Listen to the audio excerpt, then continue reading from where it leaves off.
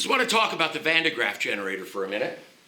So if we look at the business end of it, we don't see a lot here. It doesn't seem to make sense. How could this charge up so much? Well, most everybody would agree that the wire connected to the wall is where the charge comes from, but they would be wrong. All that wire does is it spins a rubber band on two pulleys. So let's look at this.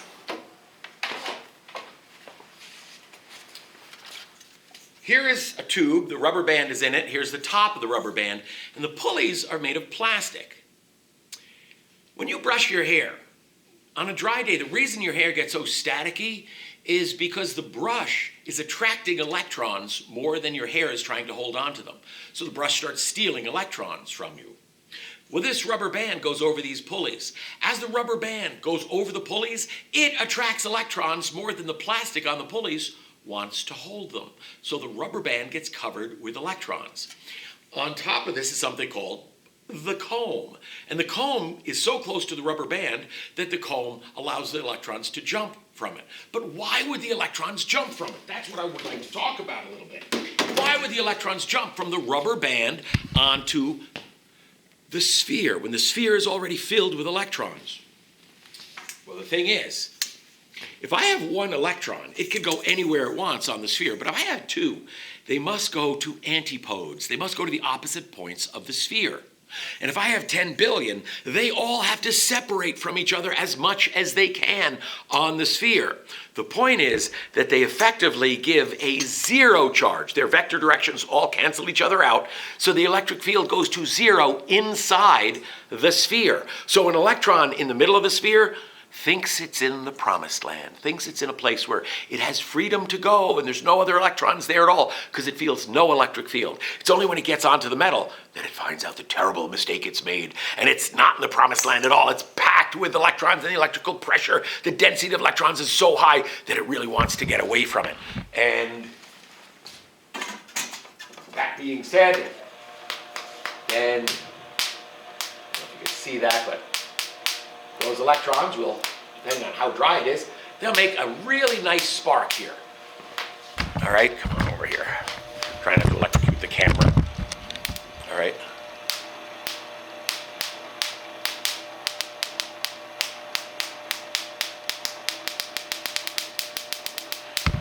All right, so those electrons will be jumping from that. And it's just from the rubber band and the plastic roller it's on. The rubber band goes very fast, so it takes a lot of electrons. But check this device out. I got this specifically so no one would ever hassle me about being plugged into the wall anymore. This has no plug. It is just hand cranked. So if I start hand cranking it,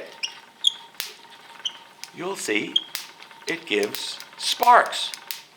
There's no plug there. There's just the same sort of rubber band and plastic roller. So it just goes over that, gathers up the charge, but then it also has this magic of this sphere. Now that sphere is called a Faraday cage, after, of course, Michael Faraday. That sphere then,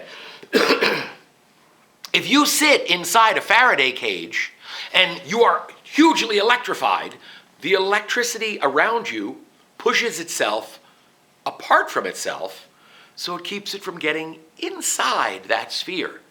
Well, is there a time you actually can be inside a Faraday cage? Maybe save your life? Well, of course. Isn't that what a car is? Now, it's not a perfect metal sphere, but it's close enough. And if your car gets hit with lightning, that electricity stays out from the inside of the car. So in a car, or an airplane, a train, or inside a metal boat, you are safe from a lightning bolt, or should be safe from a lightning bolt. A lot safer than if you get hit by a lightning bolt. So a Faraday cage we use all the time. Turns out a commercial airplane on average gets hit by lightning about once a year.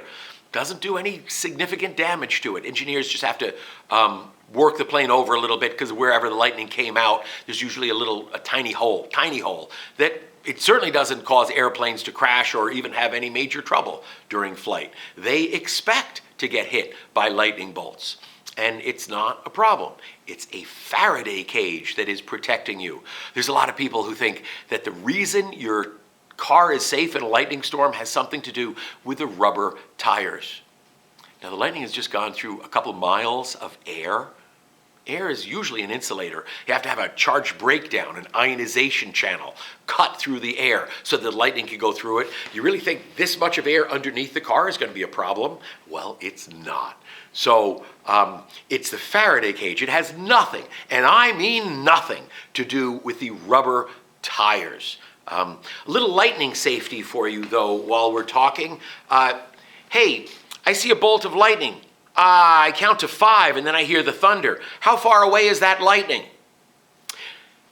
If you've been in class, you already know the answer, but if you haven't, I bet you said it's 5 miles away. Why do I bet you say that? Because everybody I ever ask says if I count to 5, it's 5 miles away. That would indicate that sound goes 1 mile in a second. No, it doesn't. It takes 5 seconds for sound to go 1 mile. Think about your ordinary experience when somebody's at the far end of, say, a football field and they bang something. It takes a noticeable time for you to hear that. So it's not 1 mile per second. You would hear that the moment they banged it if it's going that fast. It's 5 miles per 1 second. So that lightning bolt, whose thunder you hear 5 seconds later, is only 1 mile away from you. You are not safe. 5 miles away, you could argue that maybe you're a little safe from the lightning. You're not all that safe. But 1 mile away, you are not safe even a little bit. Hey, tell people that, because nobody, and I mean nobody, knows this stuff. Thanks for watching Physics. I will see you next time. Bye-bye.